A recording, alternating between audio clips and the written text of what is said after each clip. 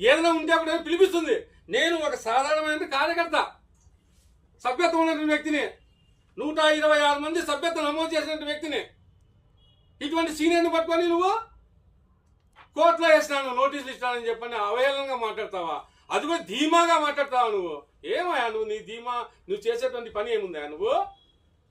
నువ్వు సమన్వయకర్త అని చెప్పంటున్నావు కదా. నేను సూటిగా అడుగుతున్నా, మిస్టర్ మణికంఠ, నేను సూటిగా అడుగుతున్నా, నీ పదవి ఏం పదవి? అది మా అధ్యక్షుల వారు నీకు ఇచ్చిన, జిల్లా అధ్యక్షుల వారు నీకు ఇచ్చిన పదవి సమన్వయం చేయమని. పార్టీని తెలుగుదేశం పార్టీతోనా, భారతీయ జనతా పార్టీతోనా కార్యక్రమాలు కానీ సభలు కానీ ఏదైనా నిర్వహించినప్పుడు నీవు మాలాంటి వాళ్ళందరినీ క్రోడీకరించుకొని పార్టీని బలోపేతంగా 10 మంది కాదు, 50 మంది కాదు, 100 మంది కూటమిలో భాగంగా మనము బలం చూపించుకోవాలన్నటువంటి ఒక ఉద్దేశం చేత కార్యక్రమాలు ఏమున్నా కానీ అందరూ కలిసి చేసుకోండి అని చెప్పి నీ నంబర్ ఇచ్చారు, నీ ఫోన్ నెంబర్. నువ్వు అది మర్చిపోతు. నువ్వు మాకు ఎవరు చెప్పడం లేదు, కలుపుకొని పోవడం లేదు. నేను ఇంతకుముందు ఉదాహరణతో సహా చెప్పాను. సభ్యత్వ నమోదులో కలవలే, సమన్వయ సమావేశంలో కలవలే, మైనార్టీలకి నేను ఇచ్చినటువంటి ఆ కార్యక్రమంలో నువ్వు కలవలే. మేమందరం కలిసినాం, పనిచేసినాం. అందులో ఎమ్మెల్యే గారు కూడా వచ్చారు. నువ్వెందుకు రాలే? నువ్వు మా మీద అపాండాలు మోపుతావా?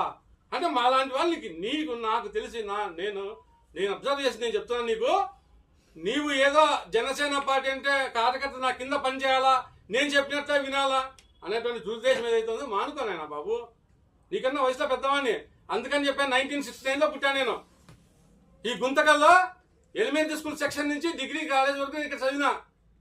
అంటే నాలాంటి వాళ్ళని నువ్వు ఇచ్చేసి ఈ విధంగా దుష్ప్రచారం చేస్తావేందయ్యా నువ్వు? చేయద్దట్లా.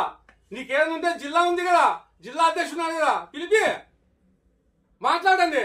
మేమేమో తప్పు చేస్తే చెప్పండి, అంతేగాని పత్రికాముఖంగా ఇచ్చేస్తే ఇన్నేళ్ళు మేము కష్టపడినటువంటి కష్టము ఏం కావాలి చెప్పండి. మాకు కుటుంబం ఉంది కదా, అన్నదమ్ములు ఉన్నారు కదా, బామర్దులు ఉన్నారు కదా, స్నేహితులు ఉన్నారు కదా, వీళ్ళందరూ మమ్మల్ని ఉంచుతున్నారు. ఏం బా నువ్వు ఇన్నేళ్ళ నుంచి పార్టీ పనిచేస్తున్నావు కదా, ఏం కేసు వేసినానంటే నీ మీద, లీగల్ నోటీసులు ఇచ్చానంటే, అధిష్టానం చెప్పిందంటే, జిల్లా అధ్యక్షుడు చెప్పినాడంటే, ఈ విధంగా మేము ఈరోజు అవమానం పాలవుతున్నాము. మా బాధను అర్థం చేసుకోండి. మీరేదో అనుకుంటున్నారు, మీరు మా పార్టీ పదవి ఉంది, మూసుకొని పని చేయండి మీరు అని చెప్పని. ఇంకోటి కూడా చెప్తాను, ఈ సభాముఖంగా చెప్తాను. గుంతకల్లో ఒకటే కాదు, పామిడిలో అదే విధంగా ఉంది, గుత్తిలో అదే విధంగా ఉంది. ఈ గుంతకల్ నియోజకవర్గంలో చాలా మంది కార్యకర్తలు నాలాంటి వాళ్ళే కాదు, నాతో పాటు పనిచేసిన వాళ్ళు కూడా చాలా మంది చాలా బాధపడుతున్నారు. సమన్వయం చెయ్యి, సమన్వయ బాధ్యుడు నువ్వు. అంతేగాని నువ్వు కిరీటం ఉంది నా కింద పని చేయాలని చెప్పంటే నీ కోసం పనిచేసేంత దౌర్భాగ్య పరిస్థితులు మేము లేము. మాకు కూడా ఉన్నాయి, మా యొక్క వ్యవహారాలు మాకు కూడా ఉన్నాయి.